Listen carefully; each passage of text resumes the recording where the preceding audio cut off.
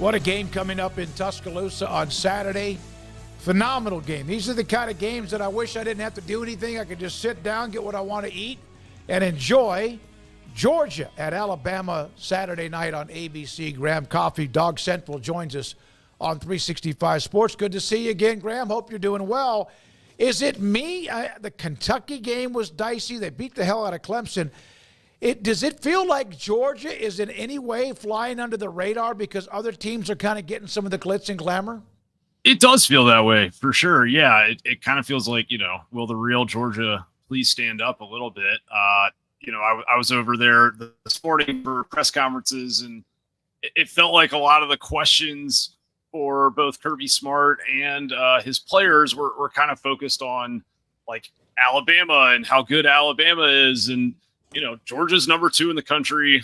Georgia still comes into this game with, I believe, a 42 consecutive regular season winning streak now. So it's not like Georgia's bad at all. And every week that goes by that we get to see Clemson play, holding them to 3 points and 188 total yards looks more and more impressive. But that Kentucky game kind of changed the narrative, I think, nationally a little bit on Georgia for the time being. And if you're Kirby Smart, I think you probably have your team's attention right now, and you also still have the same team that you did before you went to Kentucky. So this may be the perfect spot for them psychologically.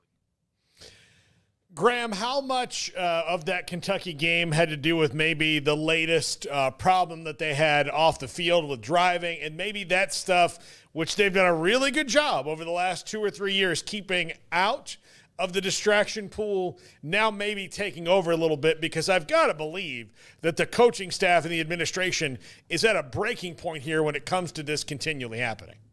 Yeah, 100%. I mean, look, I'm not a weekly guest with you guys, but like I come on here, I think, fairly frequently. And I feel like every time I've been on here with you guys lately, the last 3 or 4 times, we're talking about this, and there's a new incident, right, that we're talking about. And so I don't know how it's not at least something that occupies mental energy inside the building for UGA, right?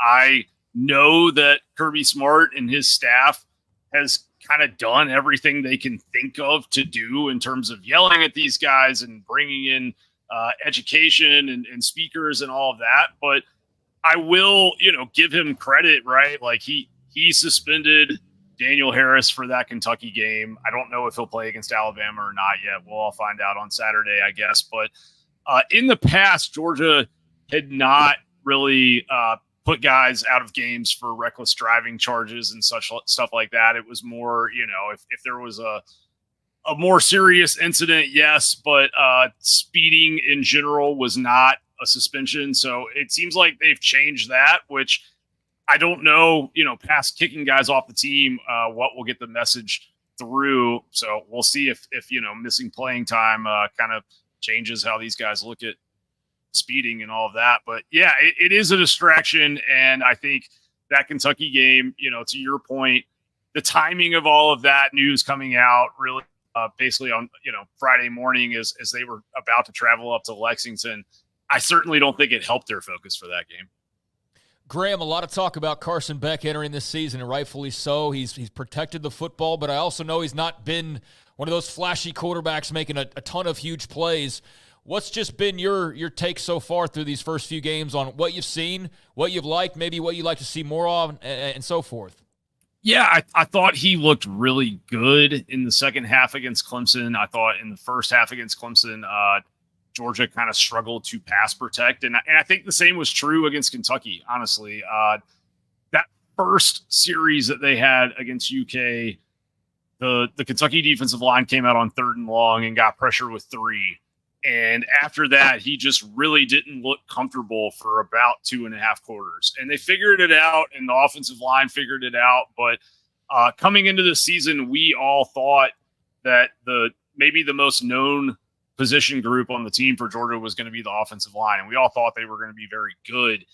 They've struggled, particularly at the tackle position. I think they've struggled, and that's been a big surprise. And I think Carson Beck You couple some of the OL issues with not having that security blanket of Brock Bowers or Ladd McConkey out there, and he looks a little rushed at times. Kentucky, I think, kind of sped him up to where there were plays that were developing for them downfield, and he was moving through his reads so quickly that he was basically getting to his check down and dropping the ball off to his check down as, Arian Smith or somebody was coming open downfield on like a deep over. So I think one of his assets is that he is a really fast processor. I've always been really impressed with his ability to see the field. But when things aren't going well with that offensive line, I think he almost starts seeing the field a little bit too quickly and getting to some of those shorter routes maybe quicker than he should. So it'll be interesting to see how they handle that against Alabama, sort of what the bye week did for both the offensive line and just kind of him in general and getting him comfortable. But I think he's managed from a not turning the ball over standpoint. But in 2023, he was really, really good throwing the ball at the seams and just, I thought, better than anybody in the country, honestly, in terms of like these kind of intermediate throws between the numbers up the hashes. And you haven't seen him target guys much up the middle of the field yet. So the question is either, is there a trust issue or a guy's not coming open in that part of the field, or is that something that Georgia's kind of been keeping tucked away in the back of the playbook that maybe comes out on Saturday night in Tuscaloosa? What do you see differently, if at all, with what DeBoer's done at Alabama? I think it's very different. Defensively, Kane Womack is a very different coach than kind of that Saban tree, and he's a very good coach, but they're playing a ton of man coverage on the back end, which is not to say that Alabama didn't do that at times in the past, but I think someone said today they've played 106 snaps of man coverage over, I think, the past 2 weeks, and that is a ton. So it seems like lots of various kind of pressure packages up front, and then they're just going to kind of match up on the back end and hope that they get home and that their secondary can cover. So it's different in the sense in the past. It seems like Alabama was very similar to Georgia, Kirby, Saban, very similar defensively, where they would sort of force you to drive the field like 4 yards at a time. And eventually you were just going to mess something up and they would hold you to a field goal. This seems a little more kind of like boom or bust for Bama right now, where they're much more focused on, I think, creating havoc plays defensively, but also willing to accept the risk of maybe giving some up offensively. Offensive side of the ball, I think they're doing a lot of the same things because I think Milroe's the same quarterback. But Kalen DeBoer, let's be honest, I think he's a much more sophisticated offensive coach and has, kind of a brain trust around him that Bama didn't have last year with Tommy Rees. And it seems like they're getting more out of Jalen Milroe's talent through 3 weeks than what we saw Bama do for most of last season. How is this obviously this is always going to be a big game whenever they play it, but given the fact that Alabama knocked Georgia out of the playoff last year, there's got to be at least some extra motivation for the guys who didn't get to experience that last year. Yeah, no, for sure. I mean, Georgia had a chance to make history last year. Like 3 straight national titles would have been pretty much unprecedented. Alabama spoiled that. I think for Georgia, there is last season, and we heard some guys kind of mention that today, that fueled things in the offseason for them, but I think it's bigger than that too. I mean, you look for Kirby, he's, I think, 1-6 against Alabama as Georgia's coach. You have the national title win in 2021, but for Georgia to lose to Alabama when Nick Saban was there, I think it was kind of acceptable because who in college football didn't have a Nick Saban problem, right? Like, right. I mean, it just was what it was. I think having a Nick Saban problem and having an Alabama problem would be 2 very different things. And from a recruiting standpoint, this feels like a large game. On a lot of levels, this feels like a large game because if Georgia goes and wins against Alabama on Nick Saban Field in the first SEC game on Nick Saban Field, like there's some symbolism there that you can't really ignore when you consider the fact that Kirby spent 9 years on his staff. And so in a way, I know this is just September and there's a lot that will play out. We have a 12-team playoff now, and this is not an elimination game for anybody, but still this game, I think, feels like a lot bigger than maybe it is in terms of how it'll impact the rest of these guys' seasons, because the perception here is just going to be so loud no matter which way this goes.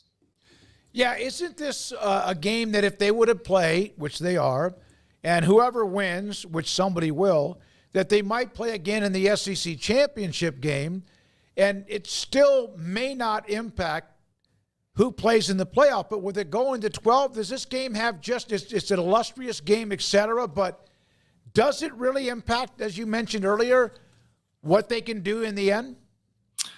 I think it does. I mean, for Georgia, you've got not just Alabama, but you have to go on the road to Austin. You have to go on the road to Oxford. So, look, I think Georgia might be able to get into the playoff if they lost 2 games, but they're not going to get in. And, I mean, like, you have to win some of these big games, right? And I think this is also just an identity game, it feels like, for them, especially after that Kentucky game kind of, I mean, they scored 13 points against Kentucky, right? Like, that was an ugly performance. It was a slog. So they need to go out and make a statement and sort of remind everybody, including the College Football Playoff Selection Committee, that they are the team that, won 2 of the last 3 national titles and has done all these things that they've done the last few years. So I think it's a tone setter. And from a confidence standpoint, I believe it will have an impact on how they feel going to Texas and going to Ole Miss down the road. So, yeah, I think you can see the ripple effects kind of play out for the long game.